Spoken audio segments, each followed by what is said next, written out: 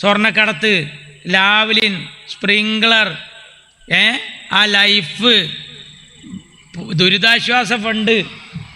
ഇവിടെ പറഞ്ഞല്ലോ, നമ്മളെ പാർട്ടിയിലേക്ക് കയറി വന്ന സുഹൃത്ത് നമ്മുടെ വയനാട്ടെ ആ സംഭവം പറയുന്നത് ചെറിയ സംഭവമാണോ? ഞാനിപ്പോൾ അടുത്ത് വൈറ്റുകാട് വളണ്ടിയർമാരെ ആദരിക്കുന്ന ചടങ്ങിന് പോയി. അവിടെ നിങ്ങൾ ആലോചിക്കണം, ഈ നാടൊന്നാകെ കൂലം കുത്തി വെള്ളം ഇങ്ങനെ ഒലിച്ചു വരുമ്പോൾ റോപ്പ് വേല് നമ്മുടെ ഒരു വളണ്ടിയർ ജില്ലാ ഭാരവാഹി മരുന്നും പെട്ടി പള്ളമംഗലം വെച്ച് കെട്ടിയിട്ട് അക്കരക്ക് കിടക്കുന്ന ഒരു രംഗമുണ്ട്. അവൻ പറയാ പൊട്ടി വീണ തന്നെ. അന്ന് എനിക്ക് ധൈര്യമായി വന്നത് തമിഴ്നാട്ടിൽ നിന്ന് വന്ന ഒരു നഴ്സാണ്. ആ നഴ്സ് പാണക്കാട് പൂക്കോയത്തങ്ങളുടെ പേരിലുള്ള പെയിൻ ആൻഡ് പാലിയേറ്റീവിൽ സേവനം ചെയ്യുന്ന പെൺകുട്ടിയാണ്.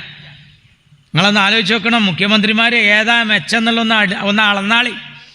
ഈ പെൺകുട്ടി മരുന്നിൻ്റെ പെട്ടി അവിടെ എത്തിയപ്പോൾ ഒറ്റക്ക് കണ്ട കരണ്ടും പോയിക്കണ്, വെളിച്ചമില്ല, ഒന്നുമില്ല. ഈ മൊബൈലിൻ്റെ വെട്ടത്തിൽ ആൾക്കാരെങ്ങനെ ഗ്ലൂക്കോസ് കൊടുത്തിട്ടും ഇഞ്ചക്ഷൻ കൊടുത്തിട്ടും ധൈര്യം കൊടുത്തിട്ടും ഹാർട്ടിന് ഞെക്കിയിട്ടൊക്കെ ജനങ്ങളിങ്ങനെ ജീവൻ ഇങ്ങനെ അള്ളാൻ്റെ കുതിരത്തോണ്ട് നിലനിർത്തി ഇങ്ങനെ പോവുകയാണ്. ആ പെൺകുട്ടിയുടെ കാര്യത്തിൽ എങ്കിലും ഒരു രൂപ ചെലവാക്കാൻ നമ്മളെ മുഖ്യമന്ത്രിക്ക് നേരമില്ല. ഇയാൾ പിരിച്ച് എല്ലാവരും ശമ്പളത്തു നിന്ന് കൊടുത്ത് ജനങ്ങൾ തൊണ്ട് പൊട്ടിച്ച് കൊടുത്തു ഒക്കെ ഇയാൾ വാങ്ങി. ഇപ്പോൾ കുഞ്ഞാപ്പാൻ്റെ ഭാഷയെ പറഞ്ഞാൽ മയ്യത്തൊന്നിന് 75 കഴിഞ്ഞ്. അപ്പം ആ പൈസ ഒക്കെ പോയി ആകെ പ്രശ്നമായി. ഇപ്പം നമുക്കൊക്കെ മനസ്സിലെന്താ അറിയോ, ഒരു വെള്ളപ്പൊക്കം വരാതിരിക്കട്ടെ, ഒരു പ്രളയം വരാതിരിക്കട്ടെ, ഒരു ഭൂകമ്പം വരാതിരിക്കട്ടെ. എന്താ കാരണം? ഇനി ഇതൊക്കെ ഒന്ന് ഡെവലപ്പായി കച്ചവടപ്പീടി, ഈ കല്യാണ മണ്ഡപവും ഗൾഫ് പോക്കും ഈ ഏർപ്പാടൊക്കെ ഒന്നും കൂടി ലെവലാക്കാൻ ഒരു ഉറുപ്പ്യ 10 പൈസ ഒരാളത്ത് പിരിച്ചാൽ കിട്ടൂല. എന്തെല്ലാം രോഗികൾ നാട്ടിലുണ്ട് അറിയാം. എല്ലാ കിഡ്നിയുടെയും ക്യാൻസറിൻ്റെയും ഒക്കെ ഗവൺമെൻറ് നിർത്തി. ഈ CH സെൻ്ററും സംവിധാനമൊക്കെ തന്നെ നാട്ടിലിരുന്ന് കിട്ടിയിട്ടാ. ദുബായിൽ വെള്ളപ്പൊക്കം ഉണ്ടായാൽ ഇവിടുന്ന് അങ്ങോട്ട് കൊടുക്കേണ്ട ഗതിയാ. ഈ അവസ്ഥയിൽ ആരും ഒന്നും അങ്ങോട്ടും ഇങ്ങോട്ടും കൊടുക്കാതായ സമയത്ത് ഈ കിട്ടിയ പൈസൻ്റെ കാര്യത്തിൽ നമ്മളൊക്കെ ആലോചിക്കുന്ന ഇനിയൊരു ദുരിതം വരാതിരിക്കട്ടെ എന്നാ. എന്നാൽ അയാളെ മനസ്സിലെന്താ അറിയോ, ഇതൊക്കെ വരട്ടെ എന്നാ. വന്നാല പിരിച്ച എന്താ പേര്? ദുരിതാശ്വാസ ഫണ്ട്. ദുരിതാശ്വാസ ഫണ്ട് എന്ന് പേരുള്ളൂ. കാരണം പിരിച്ചതിൻ്റെ ശേഷം ദുരിതം ജനങ്ങൾക്കും ആശ്വാസം ഈ ചങ്ങായിക്കുവാണേ. നമ്മൾ ആലോചിച്ച് നോക്കണം, എല്ലാം അങ്ങനെയാണ്.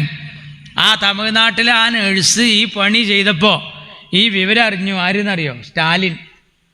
സ്റ്റാലിൻ ഈ വിവരം അറിഞ്ഞപ്പോൾ കൽപ്പന ചൗളയുടെ പേരിൽ ഒരു അവാർഡ് ഏർപ്പെടുത്തി പെൺകുട്ടിക്ക്. എന്നിട്ടൊരു സ്വർണ്ണപ്പതക്കം അവളെ കഴുത്തിലിട്ട് കൊടുത്ത് ഒരു കവറ് കണ്ടു കൊടുത്ത്. എണ്ണി നോക്കുമ്പോൾ എത്ര റുപ്യ അറിയാം? 5 ലക്ഷം. 5 ലക്ഷം. അതാണ് മുഖ്യമന്ത്രി. മൂണുങ്ങലല്ല. കണ്ടോ? കണ്ടോ? ഇവിടെ നമ്മളിങ്ങനെ ഇത് കൊടുക്കുന്നുണ്ടെന്ന് കണ്ടപ്പോൾ ഇപ്പം നാൾ കണ്ട ആ റഹീമിന് വേണ്ടിയുള്ള പിരിവ് നടക്കുമ്പോൾ ബോബി ചെമ്മണ്ണൂർ പറഞ്ഞ് എൻ്റെ അടുത്ത് കുറച്ച് പൈസ ഉണ്ട് കാരണം ഇത് ആരെടുത്ത് ഏൽപ്പിച്ചാലും അവിടെ എത്തുക എന്നുള്ളത്. എവിടെ കൊടുന്നു കൊടുത്തതെന്ന് അറിയോ? കേട്ടോ സഖാവേ, പാണക്കാട്ടെ തങ്ങളെ കൈമല കൊടുന്നു കൊടുത്തത്. കാരണം എന്താ പറയുക, ഈ ഹംകിനെ വിശ്വസിക്കാൻ പറ്റൂല. അതന്നെ ഇയാൾക്കൊരു ഉറുപ്പ്യ കൊടുത്താലുള്ള സ്ഥിതി എന്താണെന്നുള്ള ബേജാറിലാണ്. കാരണം ഇയാൾക്ക് റാഹത്താണ്, മറ്റുള്ളവർക്കൊക്കെ ദുരിതമാണ്. നമുക്ക് ചികിത്സാ സഹായം ഇല്ലെങ്കിലോ? ഇയാളെ പെണ്ണുങ്ങളിപ്പോൾ എഴുതിയെടുത്തു ഗവൺമെൻറ്റിൽ നിന്ന് 72,87,285 രൂപ മെഡിക്കൽ. ആര്? പിണറായിയുടെ ഭാര്യ. പിണറായിയുടെ ഭാര്യയ്ക്ക് മെഡിക്കലിൻ്റെ പൈസ കിട്ടിയത് 3,4 ലക്ഷം രൂപയാണ്. അപ്പോൾ ഭാര്യയ്ക്ക് സുഖം. മോൾക്ക് മാസപ്പടി, പണിയൊന്നും എടുക്കാതെ പൈസ. പിണറായിക്കോ ഇതുപോലുള്ള പിരിവും കാര്യങ്ങളും അങ്ങനെ നല്ല റാഹത്താ. അങ്ങനെ ഇപ്പം ചുരുക്കി പറഞ്ഞാൽ ഒരു ചെറിയ ബന്ധമാണ് ഉണ്ടാക്കി കൊടുത്ത പോലും കഴിച്ചില്ലായി. അങ്ങനെയാണ് AI ക്യാമറയിലെ ബില്ല് ഒപ്പിട്ട് വയ്ക്കണം. പക്ഷേ യഥാർത്ഥ ഉടമസ്ഥൻ്റെ പൈസ ഫുള്ള് കിട്ടിയിട്ടില്ല. അയാൾ കണ്ണീരും കയ്യുമായിട്ട് വരാന്തേ വന്നിരിക്കുന്നുണ്ട്. അയാൾ പറഞ്ഞ് എൻ്റെ പൈസ കിട്ടാതെ ഞാൻ പോകില്ലാറിഞ്ഞു. ഒപ്പിട്ട് കൊണ്ടേക്കണ് പറഞ്ഞ് തരാനുള്ളവർ. അവസാനം ആ ഒപ്പ് നോക്കി ആരതാ അറിയോ? പിണറായി വിജയൻ ചെക്കൻ പെണ്ണെട്ടി കൊടുത്ത അമ്മോശൻ. നോക്കണം നിങ്ങൾ, ഈ പകയിൽ പൊട്ടിയത് മുളച്ചതൊക്കെ ഇതിൽ കുടുങ്ങിയിരിക്കുകയാണ്. ഇപ്പോൾ നമ്മളും കഴിച്ചില്ലാവും. പിണറായിയുടെ കുടുംബത്തേക്ക് ഒന്നിനാണ് കെട്ടിച്ചു കൊടുത്താൽ മതി. അതാണ് പണ്ട് ഞാൻ സ്കൂൾ പഠിച്ചിരുന്ന കാലത്ത് ഞാൻ പറയാറുണ്ട്. എന്നോട് ചോദിച്ചു എന്താവാനാ പൂതിയെന്ന്. ഞാൻ പറഞ്ഞു എനിക്ക് മാഷാവാനാ പൂതിയാറ്. എൻ്റെ തൊട്ടടുത്തിരിക്കുന്ന മനോജിനോട് ചോദിച്ചു, മനോജിന് എന്താ ആഗ്രഹം? മനോജ് പറഞ്ഞു എനിക്ക് ഡോക്ടറാവാനാണ് ആഗ്രഹം തന്നെ. അബൂക്കറിന് എന്താണ് ആഗ്രഹം എന്ന് വെച്ചാൽ അബൂക്കർ പറഞ്ഞു എനിക്ക് എഞ്ചിനീയർ ആവണം മാഷാർ. എന്നാൽ ശശി സ്റ്റാൻഡപ്പ് എൻ്റെ കുട്ടി പറയാം എൻ്റെ പൂതി എന്താന്ന്. ശശി പറഞ്ഞൊക്കെ എൻജിനീയറും ഡോക്ടറും മാഷും ഒന്നും ആവണ്ട, പിന്നെ എനിക്കെന്താ ആഗ്രഹം, എനിക്ക് കാറും ബംഗ്ലാവും റിസോർട്ടും ഒക്കെ ഉള്ള നല്ലൊരു മുതലാളിയാവാനാണ് ആഗ്രഹം എന്ന് പറഞ്ഞു. Sasi sit on there. Sreekala stand up മോളെ പറയുന്നത് എൻ്റെ പൂതി ചോദിച്ചു. ഉടനെ ശ്രീകല പറഞ്ഞു, ഇപ്പം ഇരുന്ന ശശിയുടെ ഭാര്യയാവാനാണ് എനിക്ക് ആഗ്രഹം എന്ന് പറഞ്ഞു. കാരണം എന്താ, ഓൻ്റെ ഒപ്പം കൂടിയാൽ ബളും കഴിച്ചില്ലാകാണ്. പിണറായിയുടെ കുടുംബത്തിലേക്ക് കെട്ടിച്ചോ രക്ഷപ്പെടുക, എല്ലാവർക്കും രക്ഷയാണ്. മറ്റുള്ളവർക്കൊക്കെ അല്ലേ കേസും കുലുമാലും. ഈ എയർപോർട്ട് അടിച്ചു തകർത്ത കേസിൽ ഒന്നാം പ്രതിയാണ് ആര്? റിയാസ്. റിയാസ് മരുവന്.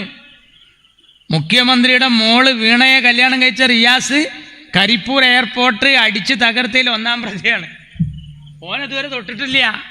ഓനെ പിടികിട്ടാ പുള്ളിയായി പ്രഖ്യാപിച്ചിരിക്കണം ആഭ്യന്തര വകുപ്പ്. ആരെടുത്ത ആഭ്യന്തരം? അമ്മോസൻ്റെ അടുത്ത്. നോക്കണം, പിടികിട്ടാ പുള്ളിയായി പ്രഖ്യാപിക്കണോ തങ്ങളെ? മരുവനല്ല, ഒരു പിടിക്കോയി കുട്ടീനെ അറുത്തിട്ട് 4 പത്തിരി ഉണ്ടാക്കിയ പുതപ്പിൻ്റെ ഉള്ളിൽ നിന്ന് കിട്ടണ മുതലല്ലേ ഈ മാണിക്കക്കല്ല്. ഒന്ന് പിടിച്ചൂടെ ഇയാളെ? അപ്പം എന്താണെന്നറിയാം, ഇയാളുമായി ബന്ധപ്പെട്ടവർക്കൊക്കെ റാഹത്താണ്, ഇയാളെ ചുറ്റിപ്പറ്റി നിൽക്കുന്നവർക്കൊക്കെ. അതാണ് ജലീലിനറിയാം, പിണറായിയുടെ ഒപ്പാണ്ട് ഓരം ചെയ്ത് നിന്നാൽ മതി. അതിന് വേണ്ടിയുള്ള ഏർപ്പാടാണ് നടക്കുന്നത്. ഇതിൽ ഇയാൾക്ക് നഷ്ടപ്പെടാനൊന്നുമില്ല. ഒരൊറ്റ മനുഷ്യന് വേണ്ടിയാണ് മാർക്സിസ്റ്റ് പാർട്ടിയെ ഈ കുരുതി കൊടുക്കുന്നത്. അതാണ് അൻവർ പച്ചക്ക് പറഞ്ഞത്, അതാണ് നിയാസ് പുളിക്കലകത്ത് പറഞ്ഞത്, രാജാവ് നഗ്നനാണ് എന്ന്. ഇനി ആരാ പറയാത്തത്? CPI പറയുന്നു. ഇപ്പം അതാ സ്ഥാനാർത്ഥിയെ നിർണയിച്ചതിൽ പാലക്കാട്ട് അപകടത്തെക്കുറിച്ച് VS അച്യുതാനന്ദൻ്റെ പേഴ്സണൽ സ്റ്റാഫിൽപ്പെട്ട ആളും പറയുന്നു. ഇനി ആരത് പറയാത്തത്? ജനങ്ങൾക്കൊക്കെ കാര്യങ്ങൾ ബോധ്യമായി. പക്ഷെ ഈ പാർട്ടിയെ ഈ കോലത്തിൽ ഇങ്ങനെ കൊണ്ടുചെന്നെത്തിക്കുമ്പോൾ ഞങ്ങൾക്കൊക്കെ സങ്കടമുണ്ട്. ഈ രാഷ്ട്രീയ ഭൂമികയിൽ നിങ്ങളൊരു പാർട്ടി, ഒരു ടീമാണ് നമ്മൾ. എന്തൊക്കെ കുറ്റങ്ങൾ പറഞ്ഞാലും ഈ പാർട്ടി നശിക്കരുത് എന്നുള്ളൊരു ആഗ്രഹം വേണ്ടേ അല്ലേ? പക്ഷെ ഇതിൻ്റെ ഒടുക്കത്തെ ഭരണം ഇനി ഇയാൾക്ക് ശേഷം ഇത് ഉണ്ടാവരുത് എന്ന്. അതാണ് റിസാല എഴുതിയത് ഈ പ്രാവശ്യം. നിങ്ങൾക്ക് കിട്ടുമെന്ന് വായിച്ചോളി, ഞാൻ എടുക്കാൻ മറന്നതാ. എൻ്റെ ഈ ഇപ്പം ഇങ്ങോട്ട് കൊടുന്ന ബാഗിൽ ഉണ്ടെന്ന് വിചാരിച്ചിട്ടാണ് പോകുന്നത്. വായിക്കേണ്ടതാ ഇപ്പോഴത്തെ റിസാല.